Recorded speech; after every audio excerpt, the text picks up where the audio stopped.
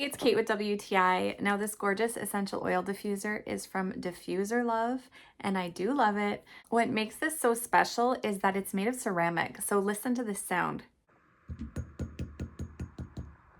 So it really does look like actual stone. It's really beautiful. It's creamy and textured, and it looks excellent in any space. It's like a piece of decor. It has that wood pattern base. It's very easy to use. The cover comes off. You put the water up to the fill line, and then you can add essential oil drops if you want. You put the cover back on, plug it in, and then it's ready to go. Front has only 2 buttons. So of course there's the power button, and then there's also the light. By tapping the power button, you can cycle through the different times. So you can have it run for half an hour, 1 hour, 2 hours, or 3+ hours. The nice part about this diffuser is that it will turn off when it's empty. The lights have tons of different colors and features, so you can have it rotate through all the different colors, or you can choose a color. I believe there are 7 different options.